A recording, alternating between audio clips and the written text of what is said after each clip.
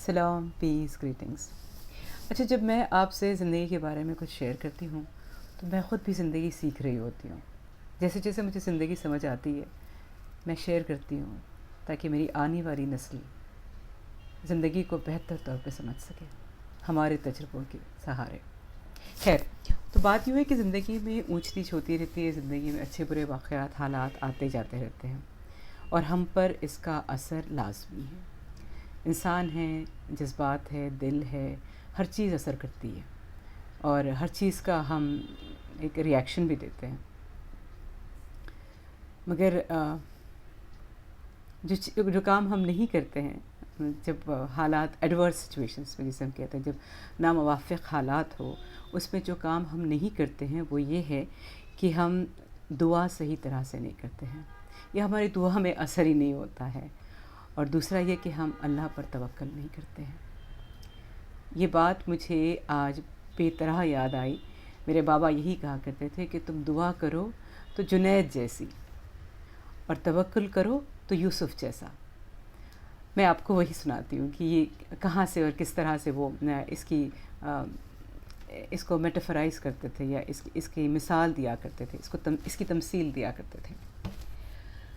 ایک وقت جنید بغدادی کے پاس ایک آدمی آیا اور اس نے کہا کہ میں بہت غریب ہوں اور میری بیٹی کی شادی بہت نزدیک ہے، آپ میرے حق میں دعا کیجئے اور میرے لیے اگر ہو سکے تو کچھ ذرائع بنا دیجئے تاکہ میں اپنی بیٹی کی شادی ٹھیک سے کر سکوں۔ جنید نے پاس پڑی ہوئی اینٹ اٹھائی اور اس پر درود پڑھ کر اسے دے دیا۔ وہ اینٹ سونے کی بن گئی۔ جب یہ بات پورے بغداد میں مشہور ہوئی تو لوگوں نے ایک اینٹ، ایک کنکر، ایک پتھر نہیں چھوڑا۔ بغداد میں گھروں کی دیواریں توڑ کر اینٹیں لائی گئی اور لوگ بیٹھ گئے مصلے بچھا کر اس پر درود پڑھتے ہوئے۔ جب ابوبکر شبلی کا گزر وہاں سے ہوا، اچھا یہ وہ زمانہ تھا بغداد کا جب بغداد میں 3 مشہور ولی، صوفی اور قلندر تھے۔ ایک تھے جنید بغدادی رحمۃ اللہ علیہ جو بہت بڑے اسکالر رہ چکے، بہت بڑے عالم ہیں، اور دوسرے تھے ابوبکر شبلی جنہیں آپ مجذوب کہتے ہیں، قلندر کا مجھے نہیں پتہ لیکن مجذوب تھے، اور ایک تھے حسین بن منصور الحاج۔ تو خیر، تو جب ابوبکر شبلی کا گزر ہوا اور انہوں نے لوگوں کو دیکھا کہ وہ اینٹیں اٹھا کر لا رہے ہیں اور اس پر درود پڑھ رہے ہیں، تو انہوں نے کہا لوگوں تم اینٹیں تو لے آؤ گے مگر وہ زباں کہاں سے لاؤ گے جو جنید کی تھی۔ تو دعا کا جو اثر ہے، دعا میں جو اثر آتا ہے، اس کے لیے جنید سے ریاضت، جنید سے یقین اور جنید سے اللہ کی جو قربت تھی اس طرح کا قربت چاہیے، اس طرح کا قرب چاہیے، اس طرح کی خدا کی ذات میں یقین چاہیے جو جو اینٹ کو سونا بنا دے۔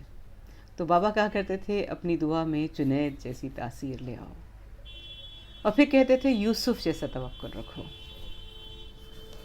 اور ایک شعر پڑھا کرتے تھے، مجھے بھی یاد ہے، کہتے تھے کہ تم یوسف کی طرح بند دروازوں کی طرف دوڑو تو صحیح، تم یوسف کی طرح بند دروازوں کی طرف دوڑو تو صحیح، تم یوسف کی طرح اللہ پر توکل کرو تو صحیح۔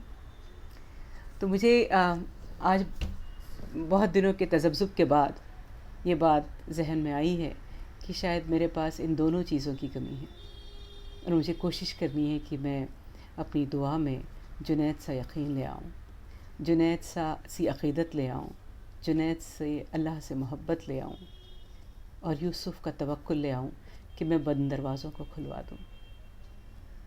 پیس۔